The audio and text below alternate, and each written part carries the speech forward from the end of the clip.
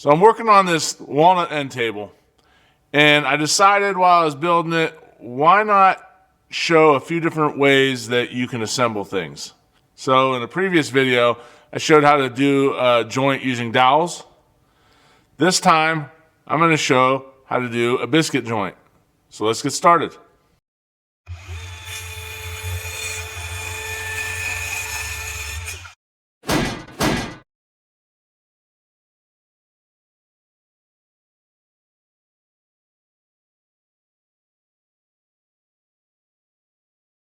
So I want to show you a few parts of a biscuit joiner.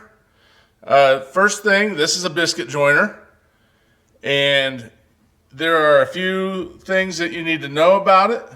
We'll start by just showing you with the power off what exactly happens with this.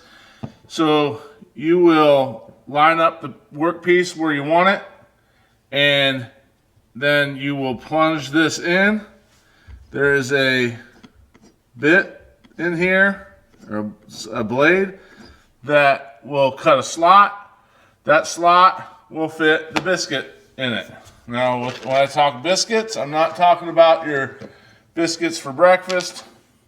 I'm talking about these wood compressed wood chips, or these aren't actually compressed, these are actually cut, but we're talking about these wood football shaped pieces. They come in 3 sizes. I only have 2 of the sizes. 10, a 20, and double aught is the smallest. That's what a biscuit is. A few things about the biscuit joiner. You can set this at different angles. So if you wanted to cut onto a 45, you could. You can see right here, there's just a gauge that rotates. On this biscuit joiner, you have a knob back here. This knob determines the size. So I have a little red line right here. It's pointing at the 20 right now. If I wanted to change the size of the cut, I would just twist this knob to whatever size biscuit I'm using. And then that would change the depth of that plunge. So that's how it accounts for the different sizes of biscuits. And the reason you would use a different size is maybe the piece that you're attaching isn't long enough to account for the length of this. You don't want the biscuit to extend out the sides. So you would need to reduce it if you were joining 2 narrower pieces. As I showed you before, this front piece pivots down. It can also be raised up and down to account for the height of, or the thickness of your piece. As for lining up your workpiece, you have a little mark here and a little mark here. These are all center marks, so that will be the center of the where the bit comes out. So what I'll show you here in a moment is you'll just make marks on your work pieces, and then you hold the mark up to those and plunge it in. So we're going to get started with that right now. Just to show you what I'm working with, I have 2 sides. They have tapered edges to them, so that it gives kind of just a little bit of a different look. That forced me to taper the edges of the piece between them. And we're just going to assemble these pieces with biscuit joints. So I'm going to use a size 20 biscuit, which is the largest one. And I'm just laying them out right now just to figure out about how I want them to space out. You now need to determine which side is going to be facing out and which is going to be facing in, so you can get all the surfaces matched up. So that's what I'm doing right now. I'm putting the nicer sides facing down. Those will be the exterior of the table. And the reason I'm putting them down is because I'm going to have to make pencil marks on them here next. I want to make sure that they're lined up at the top. And that's pretty good right there. So that's where the biscuits are going to go. I need to stay away from the edge because I don't want them to stick out. If you cut too close to the edge, the biscuits will show.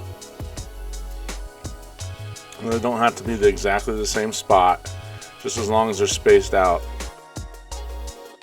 Once I determine about where I want the center, I'll make a mark. So I mark it, and then I'm just checking to make sure that it's still flush at the top, and then I extend that mark across both pieces. Now I need to do the same thing down here. Just make a mark about where I think the center is. I'm just estimating. It doesn't have to be dead on. And then I extend that mark across so that they line up. If you're ever going to do something where you have multiple pieces that are the same, it's easy to get the pieces mixed up. So it's a very good idea to mark them with a letter or a number. So I'm making an A and an A on both of those pieces. And then over there on the other side, I will make a B and B. And that way I know exactly what goes with what. So now all I have to do is do the same thing on the other side. I make sure it's flush. I'll estimate where the biscuit needs to go, and then make a mark where I think the center is. Cross that mark across both pieces so that they match. Then I just do the same thing down on the lower one. Just mark it with the corresponding mark across both pieces.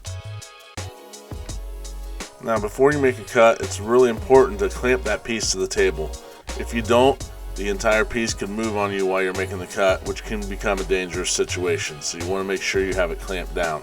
You also want to make sure that the front support piece is set to the correct height so that it can slide over top. If it isn't, you won't be able to plunge it in. So just double check that and make sure that that's all set up correctly. Next, you would just line up the mark on the board with the center mark of the machine, and you're ready to cut. Now you just line up the machine to the mark. You find the trigger, which on my machine is back in the back.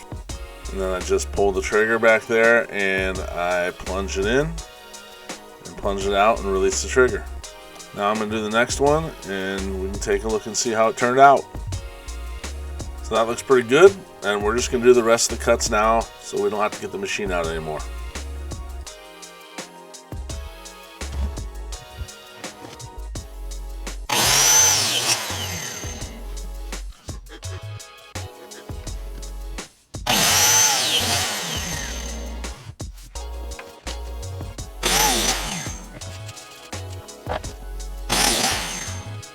One tip I have is when you're getting ready to make a cut, make sure you're not pushing in on the machine when you're lining up the board. If you do and you pull the trigger to start the machine, it's going to engage that bit into the board while it's touching it, which can cause it to jerk out of your hand. It can cause tear out, and you won't get a very nice result. So do not push inward until you are ready to make the cut. Just line it up with the mark. I'm holding it with my left hand, and that is just keeping it in place.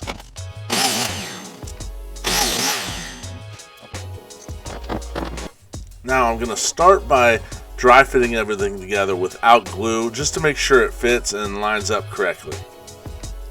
Now one thing I'm going to have to watch when I'm gluing this together is I have to make sure that the centerpiece doesn't slide along that tapered edge. Because it's tapered, it may tend to want to slide as I put pressure with the clamp, so I'm going to have to keep an eye on that and make sure that it is lined up at the top. Now we just get the clamps out and the glue out, and we're going to glue it together. We're going to put some glue in each one of those slots that were cut by the biscuit cutter. We will put glue also along the edge of the pieces where they're going to be joined. And I have to watch because I'm not exactly sure on where the centerpiece stops on the legs, and I don't want glue to extend past that, so I'm actually going to stop a little bit short with the glue so that I don't have a mess that I need to sand and clean up later. You want to make sure you get glue down in those slots. It will ooze out, but it also helps lock that biscuit in there and ties everything together. So this is just like any other normal glue joinery that you're going to use in the shop. So you want to get a good coat of glue on the surfaces and spread it out, and you should get a nice bond. this is end grain on this piece that I'm doing, so it is going to absorb a little bit more, so keep that in mind if that's what you're doing on your piece. Now we'll just stick the biscuits down in, and you can see the glue's actually oozing out a little bit, just like I said it would. It'll squeeze even more as we put some clamp pressure on it.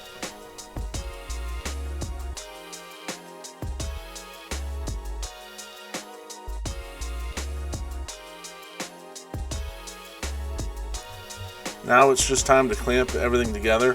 I do need to double check to make sure that I have the right piece facing down. You don't want to mismatch these. I'll slide it in. I will then make sure that the top of the leg is lined up with the top of the piece adjoining the two legs so that everything is flush. And we'll just apply the clamp pressure and just keep an eye on that because of that taper. We don't want it to slide at all. So I'm just going to let this dry now, and once it's dry I'll take it out and I'll start working on the other sides. I have 3 more sides to do, and then this thing is done. So that's really all you have to do to use a biscuit joiner and assemble an item with biscuits. So I hope this was helpful. Thank you for watching. Check out these videos here that are on the next screen. Subscribe, like, all those things help our channel out, and I'll catch you next time.